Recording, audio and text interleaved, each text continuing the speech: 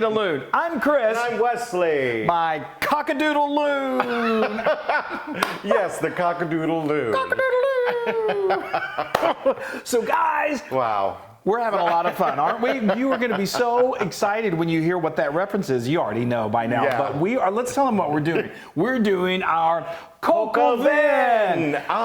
Coq Au Vin. So French. I know, so French. So Coq Au Vin is an amazing French dish. Coq Au Vin basically means rooster or cock with wine. So it's very traditional. It's a very collect. Hence the cockadoodle. But it's typically in France. It's often done with an actual rooster, a male bird. Yes. And they're much larger than our traditional Just a chickens. regular one. What? So we're doing Just it with a regular one. just a regular, it's an everyday chicken. So we're using chicken, which is a little easier to come by these days than a rooster. Yeah. You know.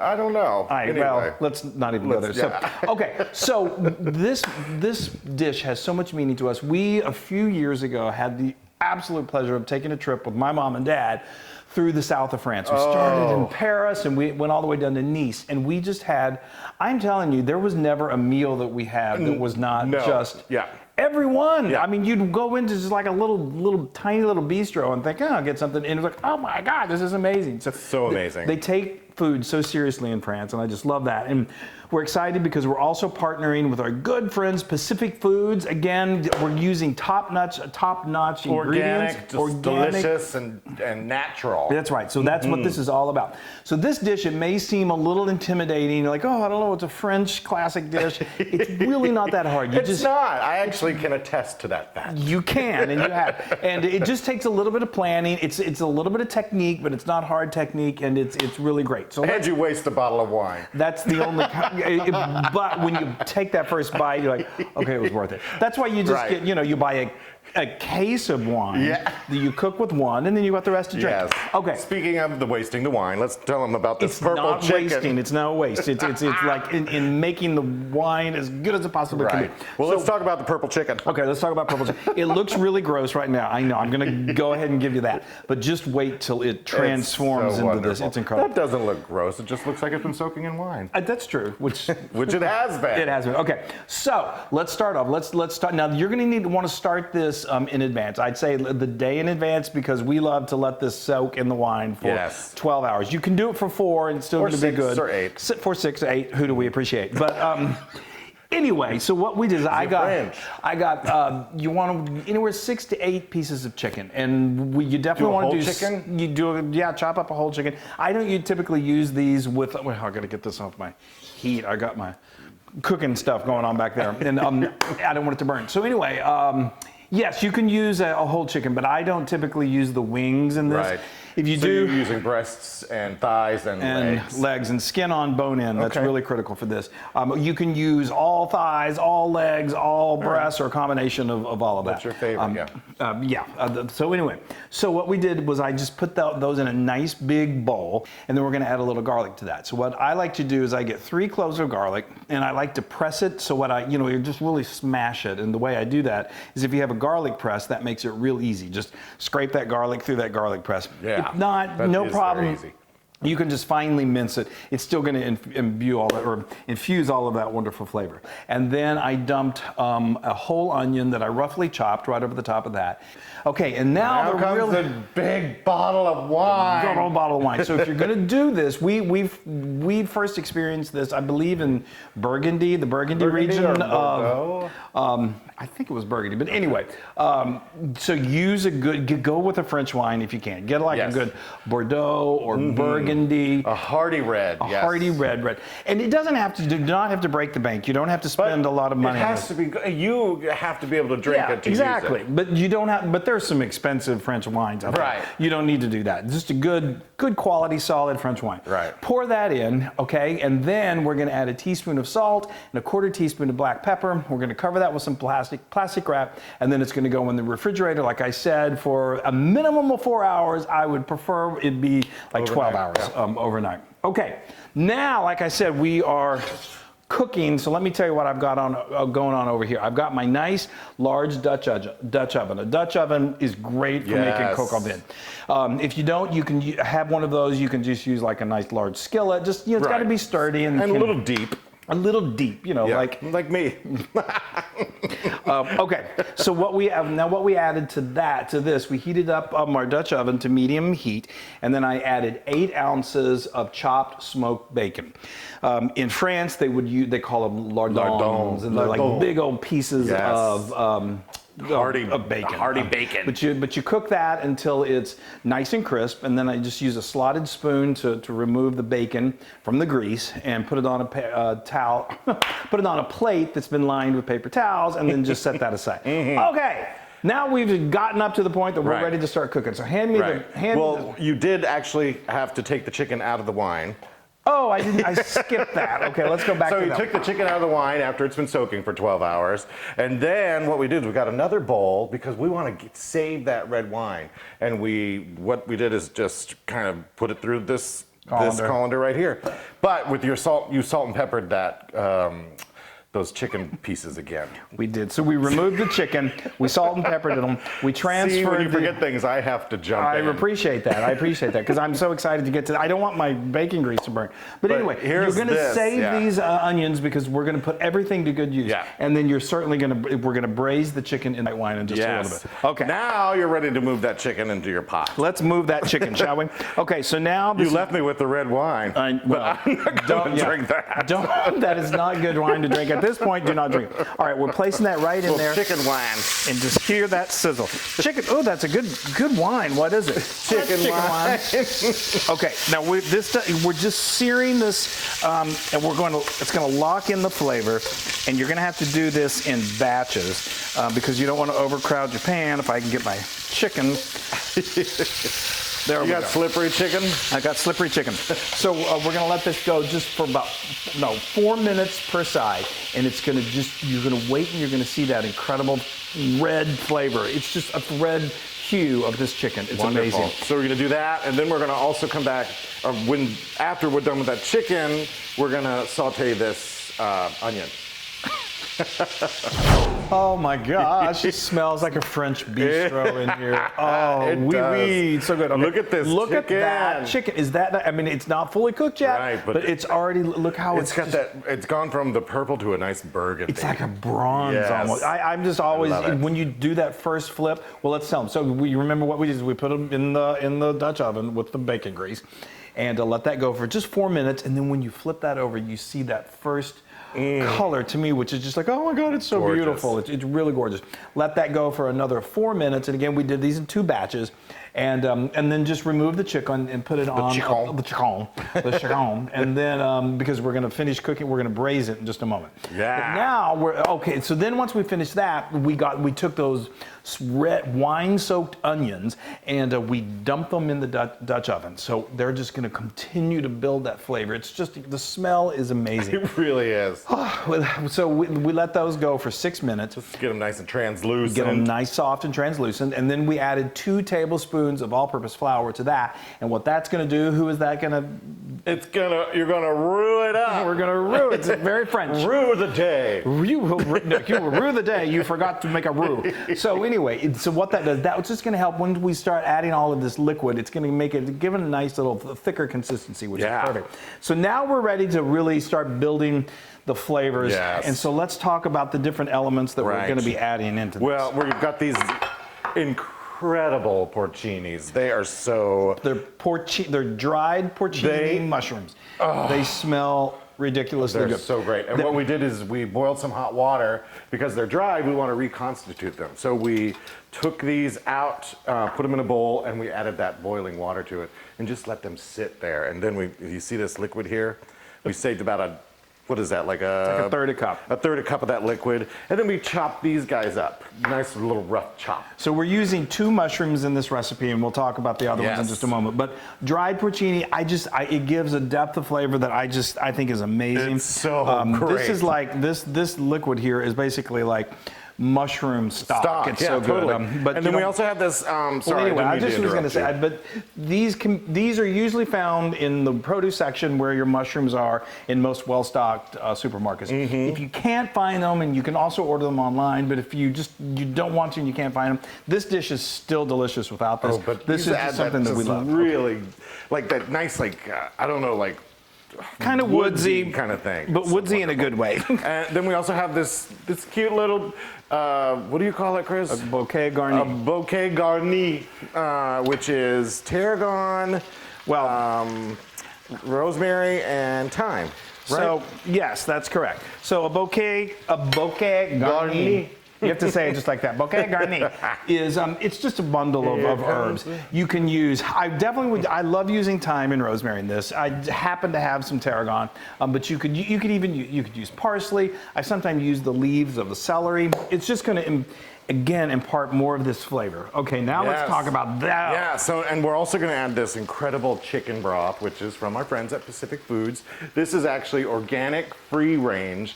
And it's just, the flavors are so rich, and it's just like a perfect combination of seasonings. It's so good. I actually can drink this much, just drink it. Well, you can. You heat it and you drink it on its own. It's that good. And then we're just going to add a cup of that, right? A cup and a half? A cup. There you go. Okay, so, all right, I think we've covered everything. So now I'm going to add this amazing chicken broth. We're going to go ahead and put that bacon back in there that we could look at. Bacon. Is that not looking ridiculously amazing? Here's that porcini liquid. And then, of course, our wine. Now, that, my friends, is something to behold. Yes. Okay. Yeah. So now what we're going to do is we're going to let this come to a boil, and then, I mean, the chicken has already. We've brought it pretty far along as far as cooking. You do not want a lot of times, when you're braising, and especially if you're braising the rooster, which is a much more tough. It's got more cartilage in it, so that you really More do muscly. slow braise the rooster. We're not doing that. Chicken is much different. You only need to cook this about 30 minutes. You don't want to cook it so long, because if you cook chicken too long, then it starts to disintegrate and the bones start to fall apart, and it's not good. You don't want to be fishing bones out. You do not want to do that. And we're also, when that's done, while that's boiling, when that's cooking for 30 minutes, we're going to saute up these pearl onions and these button mushrooms. Pearl onions. So we'll talk about that in just a moment, okay? Yes. Yay! Oh, I'm beside myself. It is. Okay. The aroma in this kitchen is très magnifique. It is. Okay. Très bon. Très bon. Very good. Oh, okay. Okay, so we let this simmer, like I said, we let this simmer for, it went about 30 minutes. If you have an instant read thermometer, that's always good. Just double check. So now I am removing my last piece of chicken, but we're not done. We're getting real close. Yes. So let's talk about. It's all about patience with this Coq Au Vin. Well, it's the French way of cooking. Yes. You just, you have a glass of wine and you're patient and you have fun. Okay, so let's talk about Two this. glasses of wine. So we've got some. So we've got sauteed button mushrooms and the sauteed pearl onions. So what we did was we got just a medium size or kind of nice size saucepan. I put in a tablespoon of butter over medium heat, let that melt, and then just toss this is, I eyeball this, but this is, I would say, is about 2/3 of a cup of pearl onions. Yeah. If you love lots of pearl onions, do more. If you don't, then do less. But anyway, cook those until they start to brown. That's usually about anywhere from 5 to 8 minutes. And then just remove them from the skillet. And in the same skillet, we're going to add a couple more tablespoons some more butter. of butter, unsalted butter, and we're going to add our 8 ounces of sliced button mushrooms. And then just stir those and continue to cook them until they start to cook down. They're going to release start to release the liquid. Hit it with some salt and pepper. A little salt and pepper. Continue to cook them until they're like this, and then what we do? We want this sauce. It's perfectly delicious right now. We're going to add these. Yes. So I'm going to go ahead and do it right now. But we like it a little thicker. It'll just, so what we're going to do is we're going to let it just go for about another 10 minutes. The chicken is perfectly cooked, so I don't need to do that, and I don't need to cook that any longer. But I'm going to crank this heat up, and what this is going to do, It's going to reduce a little bit. it'll reduce a little bit. This is not like a thick gravy, but it'll just concentrate the flavors even more and reduce it a little bit more. About 10 minutes, and then we're going to put that chicken in, and then it's eating time. Yes. I am a happy, happy person. Right Yes. now. This is a journey of love. it's transformational. It's transcendent. Yes. It's so amazing. Okay, so what we did is smells we just amazing. the smell and look how beautiful it is. It's the French just Yes. they know what they're doing. Okay, so we let that, like I said, we let that simmer, and then for 10 minutes, and you see it's still somewhat thin. If you like it really thick and saucy, then you can do like a cornstarch slurry, which is a little cornstarch and water, mix it together and put it in anything. But we like this consistency, and this is traditional. And then what we did is, before we let it sit, we let it simmer for 10 minutes, and then I just got my pair of tongs and I removed that Bouquet Garni, the herbs, and then I just nestled this back in there, and just to kind of re-warm that chicken up, and it's good to go. It's good to go. Okay, so let's serve it up. Let me load you up, Loon. Please do. So this is, it's so incredibly flavorful that a lot of times, we just serve this with a nice bread. Beautiful, crusty loaf of it. Yes. French bread is wonderful, but it's also great with roasted potato. You want a little more? No, I'm good. Okay. Hold on, I gotta clean up my plate before anybody looks at it. Oh, yeah, okay. I'm gonna give myself. Plus, I think you want to hit me with something. Oh, yeah. I like to, I always love the garnish. So I like, Yes. I'm gonna hit you with something. Just a little green is always nice on this beautiful. Okay, there it is. Look at that. It's a French masterpiece. That is a French masterpiece. Yay! Oh, you know what? Let me. Oh, yeah. Oh, you know what? Let me dig in first. Okay. Oh, sorry. Do you want to make yourself? You've got some. I've got some already. Okay. Good. I'm right there with you. Yay! Oh, this has been. This started a long time ago. I know. And as we're cooped up, still in our cooped up world right now, this takes us back to a beautiful time in one of the most gorgeous places of the world. Oh, the chicken. Oh, it looks so good. Sorry, I'm getting the biggest, tenderest. There we go, baby. That's what I want. That looks amazing. Okay. I want this chicken. Oop. Yeah, the skin is so flavorful. Oh, Lord. I know. It's taken me an hour. Oh, Chris. I swear I eat more than just when I'm not on camera. Well, I think we surmised that. Wow.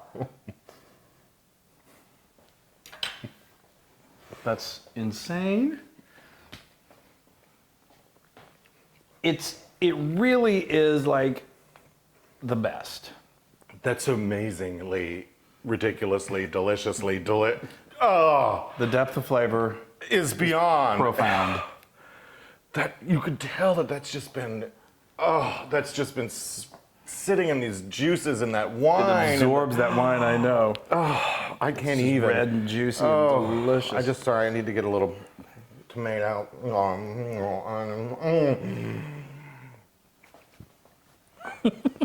Does it take you back to I don't know. You know, I mean, when did Americans start cooking this? Because Julia Childs made it famous back, not too long ago. Julia. So, oh, sorry, you guys. I'm taking forever, but I just need to get some bread here. Ugh. I told him, I said, don't you want to cut that? And he said, no. No, you gotta tear it up.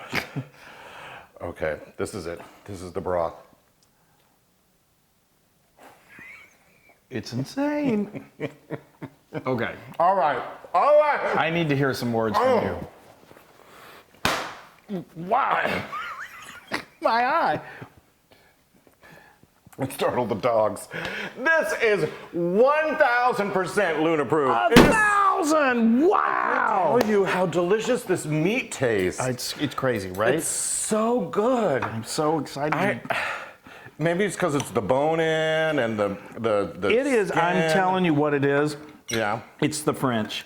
They they know how to make just the simplest things just taste good. I mean, I've been working on this recipe for many, many years, ever since we got back from France. Yeah, the bread. There's nothing like it. The bread in there. The bread in there. The bread in there. That's crazy. Wow. I wish you guys could taste this. But you can make this. You can make a French classic in your own home. Yeah. Now you can get this recipe to make this recipe in your own home on howtofeedaloon.com. That's right. And go to our social media and like us and share us and do all that. Wow. Oh my gosh. Celebrate the good things in life, which is this. Yes. All right. Oh. We love you. Merci, Chris. Merci. Merci. Adieu. Stay safe. Adieu. Hug your to you and neighbor. you and you. Hey, everybody. Hey, now if you like what you saw, make sure you subscribe to our YouTube channel. That's right, and to get more amazing recipes like this, just click right here. Click, subscribe, Do it all. subscribe. Just click and subscribe.